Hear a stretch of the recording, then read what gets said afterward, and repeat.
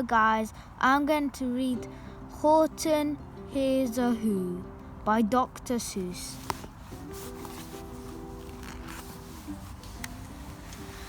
On the 5th of May in the jungle of Nool, in the heat of the day, in the cool of the pool, he was splashing, enjoying the jungle's greatest joy, when Horton the elephant heard a small voice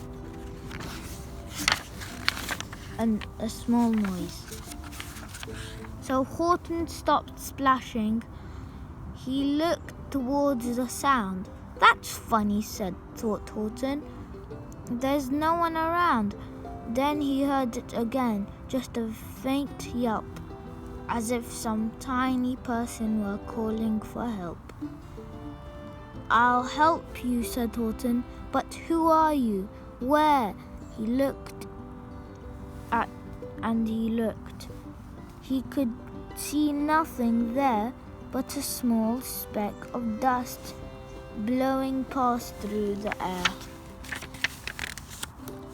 I say, murmured Horton, I've never heard tell of a small speck of dust that is able to yell.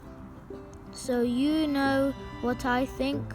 Why, I think that there must be someone on top of that small speck of dust, some sort of creature of very small size, too small to be seen by an elephant's eye.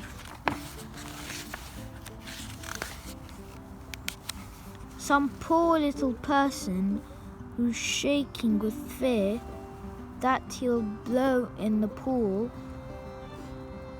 He has no way to steer. I'll just have to save him, because after all, a person's a person, no matter how small. So gently and using his greatest care, the elephant stretched his great trunk through the air, and he lifted the dust speck and carried it over and placed it down, safe on a very soft clover. Humph! Humphed a voice.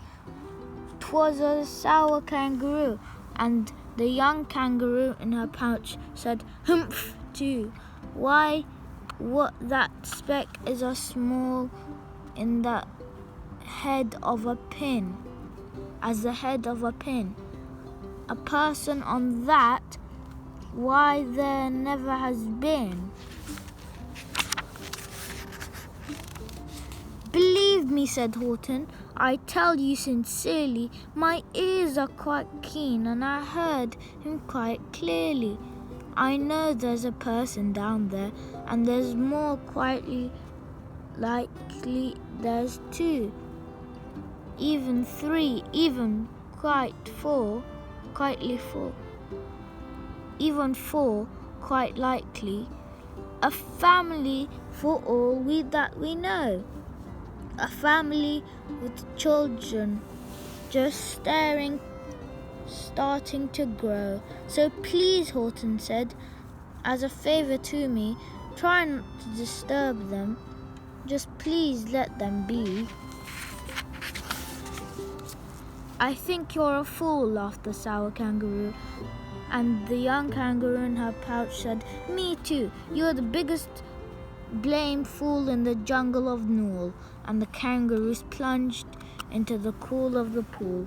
There was what terrible splashing, the elephant frowned. I can't let my very small persons get drowned. I've got to protect them. I'm bigger than they. So he plucked up the clover and hustled away. Through the high jungle treetops, the news quickly spread. He talks to a dust speck. He's out of his head. Just look at him walk with that speck on that flower, said Horton. And Horton walked worried almost an hour. Should I put the speck down? Horton thought with alarm. If I do, these small persons may have to get to great harm. I can't put it down, and I won't. After all, a person's a person, no matter how small. There, Horton stopped walking. The speck voice was talking. The voice was so faint that he could just barely hear it. "Speak up, please," said Horton. He put his ear near it. "My friend," came the voice. "You're a very fine friend. You've helped all us folks on this dust speck. No end. You've saved all our houses and ceilings and floors. You've saved all our churches and grocery stores."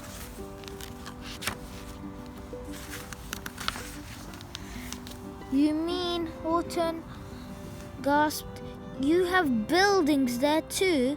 "Oh yes," piped the voice. "We most certainly do." "I know," called the voice. "I'm too small to be seen, but I'm mayor of a town that is friendly and clean. Our buildings to you would seem terribly small, but to us, who aren't big, they are wonderfully tall.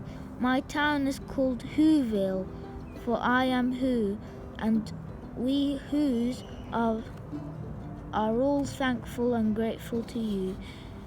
And Horton called back to the mayor of the town, "You're safe now.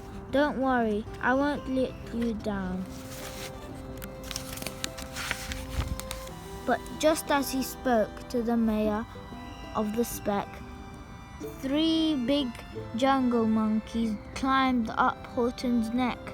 The Wickersham brothers came shouting, "What rot! The elephants talking to Whos who are not. There aren't any Whos, and they don't have a mayor, and we're going to stop all this nonsense. So there."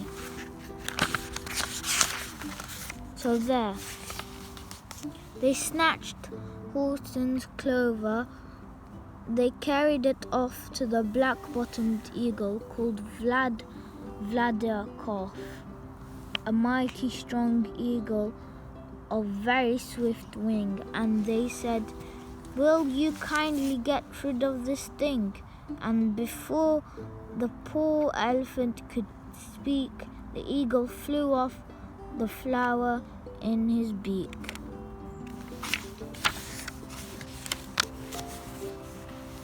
All that late afternoon and far into the night, the black-bottomed bird flapped his wings in fast flight, while Horton chased after it with groans over stones.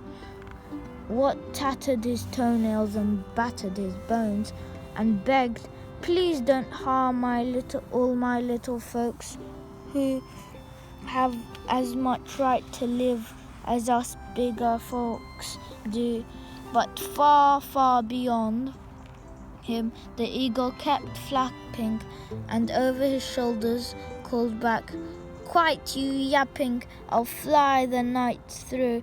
I'm a bird, I don't mind it, and I'll hide this tomorrow where you'll never find it."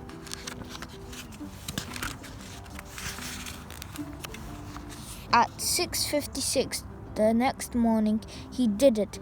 It sure was a terrible place to hide it. He let the small clover drop somewhere inside of a great patch of clovers, 100 miles wide. "Find that," sneered the bird, "but I think you will fail." And he left with a flick of his black-bottomed tail.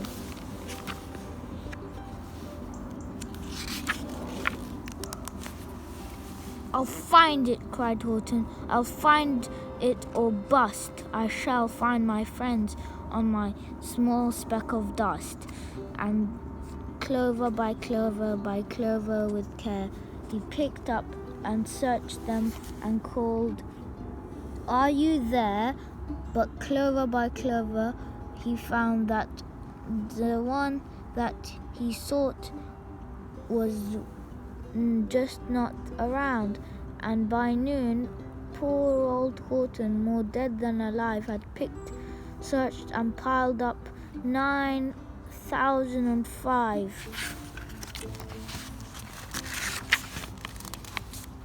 Then on through the afternoon hour, after hour, till he found them at last, on 3,000,000 flower. "My friends," cried the elephant, "tell me, do tell, are you safe? Are you sound? Are you whole? Are you well?" From down on the speck came the voice of the mayor. We've really had trouble,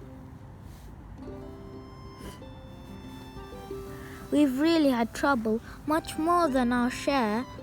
When that black-bottomed birdie let go and we dropped, we landed so hard that our clocks have all stopped. Our teapots are broken. Our rocking chair smashed, and our bicycle tires all blew up when we crashed. So Horton, please," pleaded the voice of the mayor, "will you stick by us who's, while we're making repairs?" "Of course," Horton answered. "Of course I'll stick by you small folks, through thin and through thick."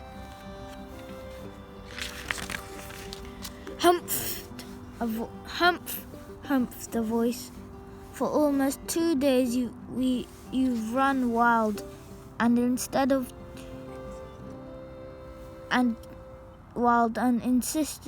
on chatting with persons who never existed. Such carries on in our peaceable jungle. You've had quite enough of your bellowing bungle, and I'm here to state," snapped the big kangaroo, "that your silly nonsensical game is all through." And the young kangaroo in her pouch said, "Me too." With the help of the Wickersham brothers and dozens of Wickersham uncles and Wickersham cousins and Wickersham in-laws, whose help I've engaged, you're going to be roped and you're going to be caged. And as for your dust speck, that we shall boil in a hot steaming kettle of bezel nut oil." "Boil it," gasped Horton. "Oh, that you can't do. It's all full of persons.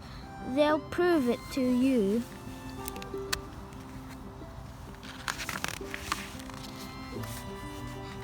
"Mr. Mayor," Horton cried. "Mr. Mayor, you've got to prove now that you're really out there. So call a big meeting, get everyone out, make every hula holler, make every who shout, make every who scream. If you don't, every who is going to end up in a bezel nut stew."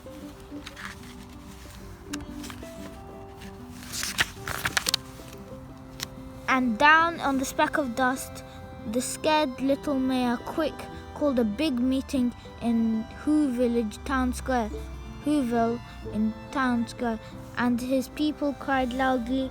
They cried out in fear, "We are here, we are here, we are here, we are here." The elephant smiled. "That was clear as a bell. You kangaroos surely heard that very well." "And I heard," snapped the big kangaroo, "the breeze and the faint sound of wind through the far distant trees. I heard no small voices, and you didn't either. And the young kangaroo in her pouch said, me neither. Grab him, they shouted, and cage the big dope lasso his stomach with 10 miles of rope. Tie the knots tight so he'll never shake loose. They dunked and dumped speck in the bezelnut's juice.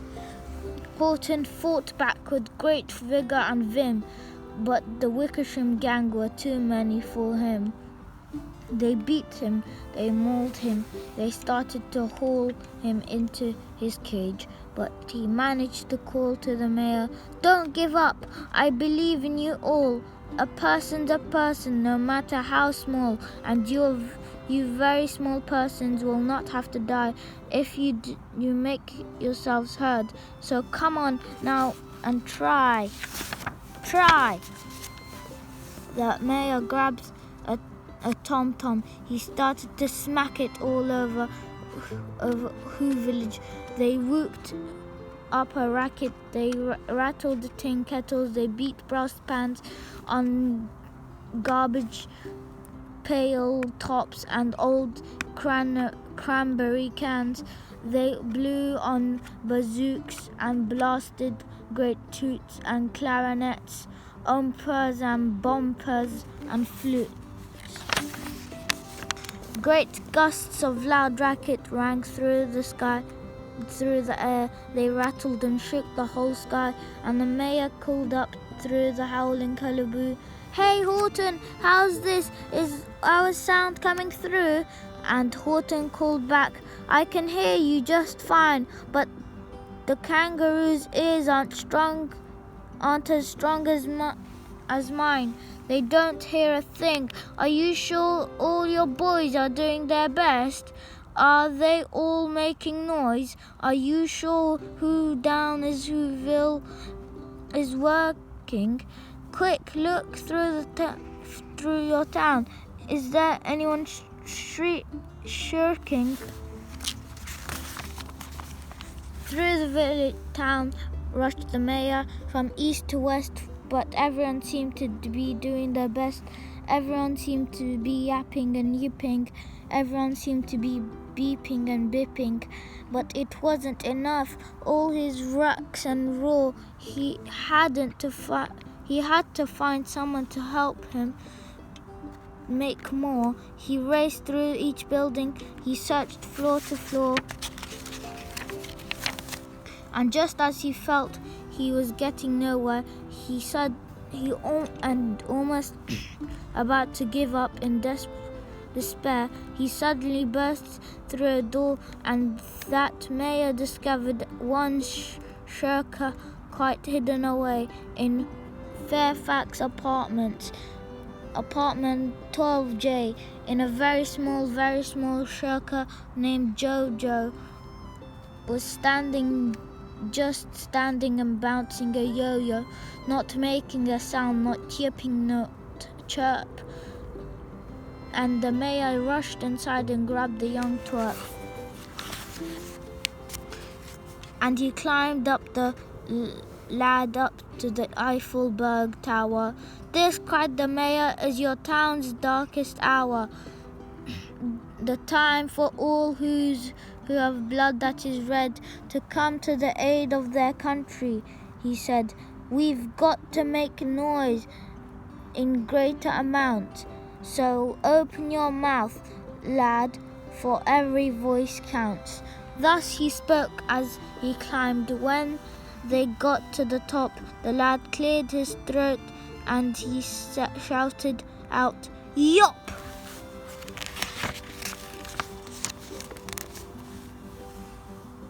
And that yop, that one small extra yop, put it over. Finally, at last, from the speck on the clover, their voices were heard. They rang out clear and clean, and the elephant smiled. Do you see what I mean? They are persons, no matter how small, and their whole world was saved by the smallest of all. How true! Yes, how true, said the big kangaroo. And from now on, you know that what I'm planning to do. From now on, I'm going to protect them with you. And the young kangaroo in her pouch said, me too. From sun in the summer, from rain when it's fallish, I'm going to protect them no matter how smallish. The end. I hope you enjoyed this book. Please like and subscribe to our channel for more. Bye!